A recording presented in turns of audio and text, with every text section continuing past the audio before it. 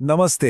इस नई ट्यूटोरियल में आपका बहुत बहुत स्वागत है। चलिए बिना कोई समय बर्बाद किए सीधे आज के शानदार विषय में गोता लगाते हैं। आज हम तकनीकी परिधान मापों को यानी गारमेंट मेजरमेंट्स को एक बहुत ही स्पष्ट और विजुअल मास्टर क्लास में बदलने वाले हैं। देखिए, अगर सिलाई करते वक्त एक परफेक्ट और बिना किसी त्रुटि वाली फिटिंग पाने के लिए आपको कभी भी संघर्ष करना पड़ा है, तो ये विश्लेषण बिल्कुल आपके लिए ही है। यहाँ हम सिर्फ अंदाजा लगाकर काम नहीं करेंगे, बल्कि सटीक गणित और स्ट्रक्चर के जरिए ये समझेंगे कि एक लेडी सूट की कटिंग में असल परफेक्शन कैसे हासिल किया जाता है। आज के इस ट्यूटोरियल का सिलेबस बिल्कुल स्पष्ट है। हम शुरुआत करेंगे भाग 1 बुनियादी मापों से। फिर भाग 2 में हम फिटिंग के गोल्डन मैथ को समझेंगे। उसके बाद भाग 3 में बॉडीज कंस्ट्रक्शन पर बात होगी। इसके बाद भाग 4 में गले और आर्म होल से जुड़ी उन जिद्दी समस्याओं को सुलझाएंगे और अंत में भाग 5 के अंदर एक परफेक्ट स्लीव तैयार करना सीखेंगे। अब आगे बढ़ने से पहले जरा इस सवाल पर विचार करते हैं। क्या आपके साथ भी कभी ऐसी निराशाजनक स्थिति आई है जहां सूट का गला बार बार पीछे की तरफ गिरता है, या फिर आर्म होल के पास वो अजीब सा कपड़ा इकट्ठा हो जाता है जिससे हम अक्सर झोल कहते हैं?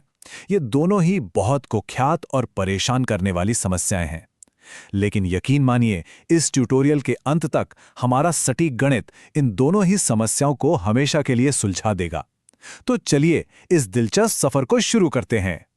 तो चलिए सबसे पहले हिस्से से शुरू करते हैं, कोर मेजरमेंट्स, यानी हमारी नींव तैयार करना। कोई भी त्रुटिहीन परिधान हमेशा सटीक बुनियादी डेटा के साथ ही शुरू होता है।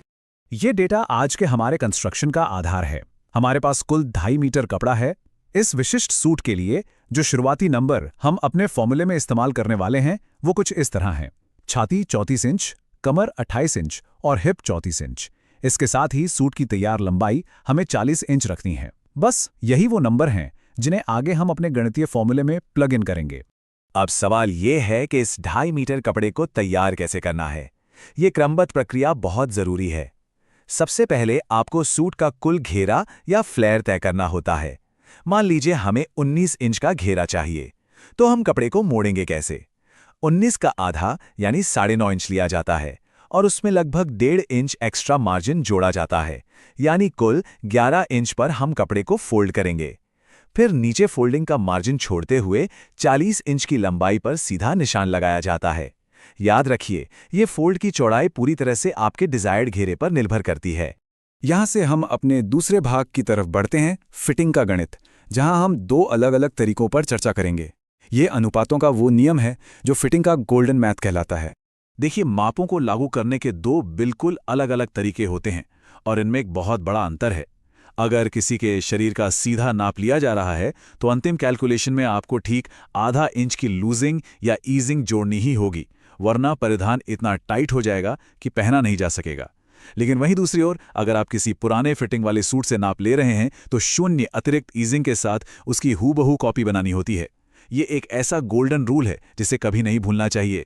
चलिए इसे एक धैर्यवान गणित के शिक्षक की तरह समझते हैं। हम शरीर के नाप वाला फॉर्मूला इस्तेमाल कर रहे हैं। छाती 34 इंच है। अब इसकी परिधि को 4 से भाग देने पर हमें 8.5 इंच मिलता है। अब इसमें अपना मैजिक नंबर यानी 0.5 इंच जोड़ने पर हमारा कटिंग मार्क बिल्कुल 9 इंच पर आएगा। यही सेम ज्यामितीय लॉजिक कमर के लिए भी काम करता है। 28 को 4 से भाग देने पर 7 आता है और उसमें 0.5 जोड़ने पर यह 7.5 इंच बन जाता है। हिप के लिए भी 34 का 1/4 8.5 और आधा इंच जोड़कर 9 इंच। यह आसान सा लगने वाला गणित ही दरअसल एक परफेक्ट ज्योमेट्रिक फिट तैयार करता है। अब आते हैं भाग 3 पर, बॉडीज कंस्ट्रक्शन, यानी शरीर के ऊपरी हिस्से का नक्शा तैयार करना। मुड़े हुए कपड़े पर कंधे से लेकर हिप तक की सटीक वर्टिकल प्लॉटिंग कुछ इस तरह होती है। सबसे ऊपर हम शोल्डर लाइन का निशान लगाते हैं।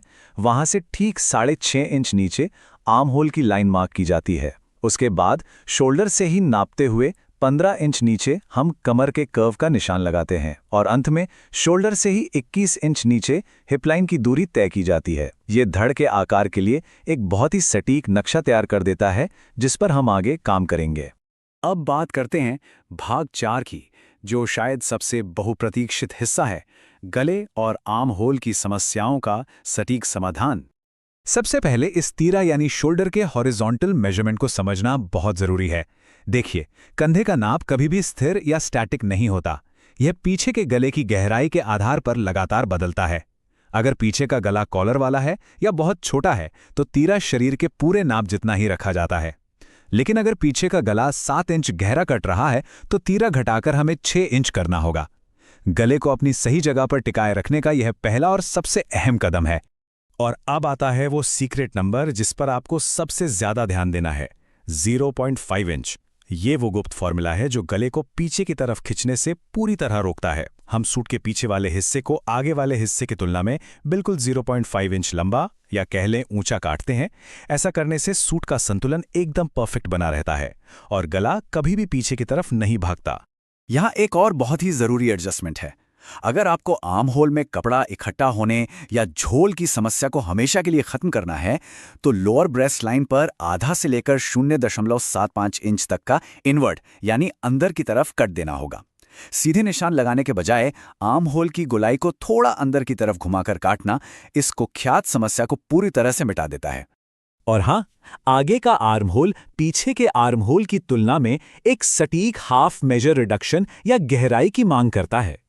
शरीर की प्राकृतिक आगे की ओर मूवमेंट को समायोजित करने के लिए और एकदम फ्लश फिट सुनिश्चित करने के लिए सामने वाले आर्म होल में ये एक्स्ट्रा कटिंग या घुमाव देना बहुत ही आवश्यक है। अंत में हम आते हैं भाग 5 पर, परफेक्ट स्लीव कटिंग की एक्सपर्ट तकनीक। एक शानदार स्लीव किसी अंदाजे से नहीं बनती, बल्कि इन कैलकुलेटेड पॉइंट्स पर तैयार की जाती है। अगर बाजू की तैयार लंबाई 15 इंच है तो सिलाई मार्जिन के साथ इसे 15.5 इंच पर मार्क किया जाएगा। आगे की गोलाई अगर 9 इंच है तो उसका आधा 4.5 इंच मार्क होगा। सबसे ज़रूरी बात, आर्म होल कर्व के लिए ऊपर से नीचे की तरफ ड्रॉप आपको बिल्कुल 3 इंच पर सेट करना है। और बाजू के आर्म होल की चौड़ाई निकालने का हमारा फॉर्मूला है छाती को 4 से भाग देना और फिर उसमें से 0.5 इंच घटाना। तो हमारा गणितीय परिणाम क्या निकला? छाती का नाप था 34। 34 का 1/4 होता है 8.5 इंच। अब उसमें से 0.5 इंच कम करने पर हमें मिलता है बिल्कुल 8 इंच। ये 8 इंच की स्लीव मेजरमेंट सूट के बॉडीज आर्म होल के साथ बिल्कुल परफेक्ट अलाइन होगी।